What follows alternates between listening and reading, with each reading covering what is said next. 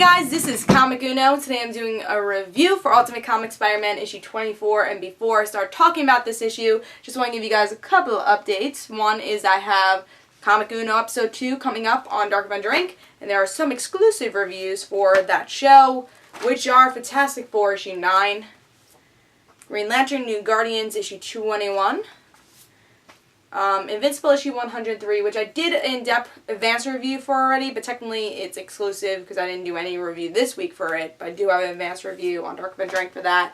And Mara issue 5, which I did an advance review on my channel, but technically exclusive because I didn't do it this week. So those are 4 comics that are exclusive to the Comic Uno episode 2. So if you want to see all my comic book reviews in one place, go check out Comic Uno episode 2, which will be annotated and also in the description below. Another update is I have a new feature comparing graphic novels and the film of Watchmen, and that is on Comic Frontline. It's written, and if you want to go check that out, either comment on part 1 or part 2 of the Watchmen feature. There will be more parts coming for Comic Frontline, and I'll obviously tell you guys about it when I do have it for Comic Frontline. But if you want to go check out those articles, just go to Comic Frontline. In the description below, it'll be linked for both parts. Again, tell me what you guys think about it. But let's talk about Ultimate Comics Spider-Man issue 24.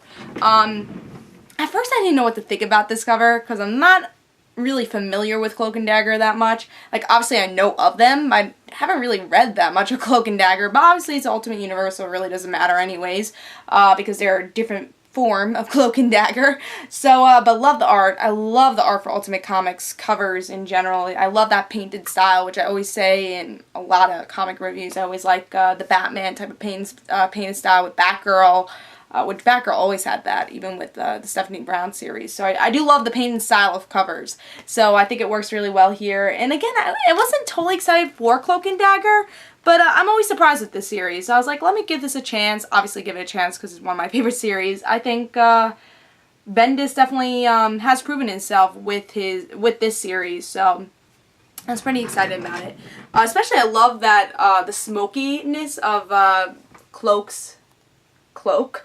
I mean, how else can you say it? But I love the smokiness of that on this cover, and it actually has that a lot in this issue also, so kudos to the art. But let's talk about the issue.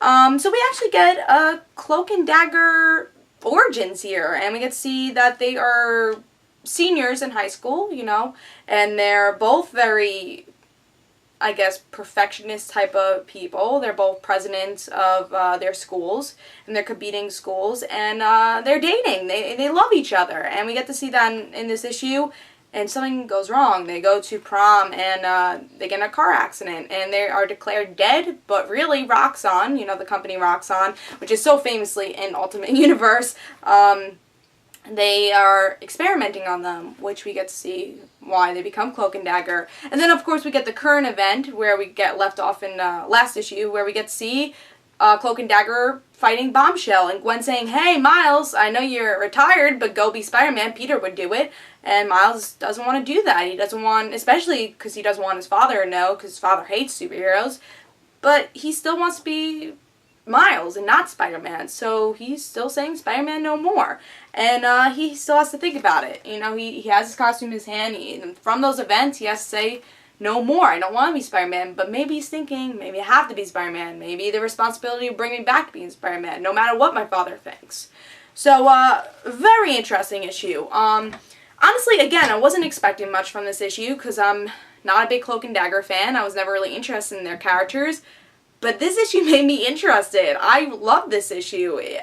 I think I've been saying that with like every issue, at least currently, especially after the Venom story arc and during the Venom story arc.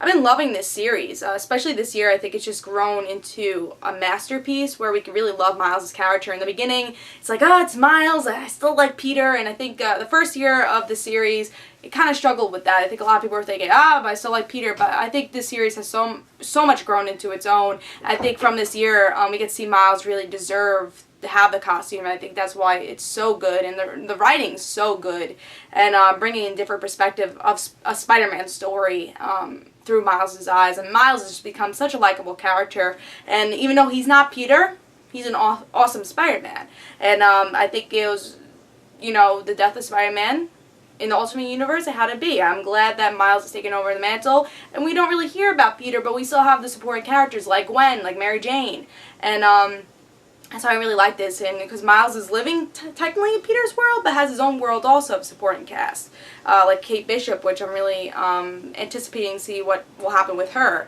And then seeing Gwen in this, it was just really enjoyable seeing that Gwen and Mary Jane are part of Miles' life, but because they were friends with Peter.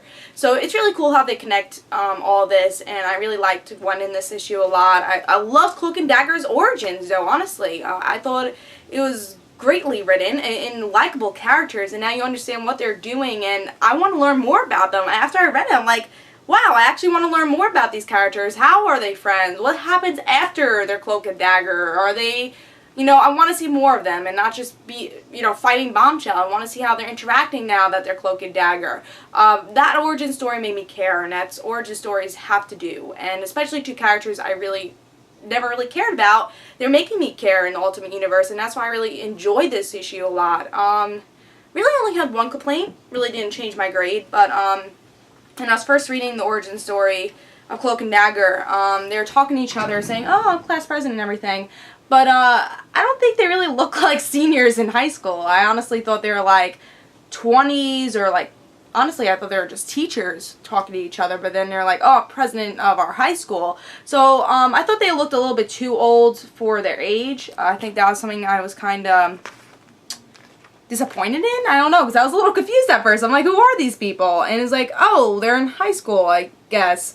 But yeah, even the outfit that, you know, Dagger's wearing, I just thought that was a teacher outfit, or a parent, maybe not parent, they look a little bit too young for parents, but definitely a teacher type of outfit, or like, hey, I'm going to a job interview type of outfit. And even this, you know, Cloak, he looks kind of teacher-ish. I thought they were like part of the same like teacher convention or something, but then I saw that they were both presidents of their high school, so I thought that was a little weird. But other than that, other than the age thing in the beginning, I thought this was a perfect issue. Made me interested in two characters I didn't care about. Origin story is great. I want to learn more about these characters. Bombshell she was cool. She was there. Miles still, you know, I love him. I love how he's pondering on, should I be Spider-Man or not, but not in an annoying way, I thought.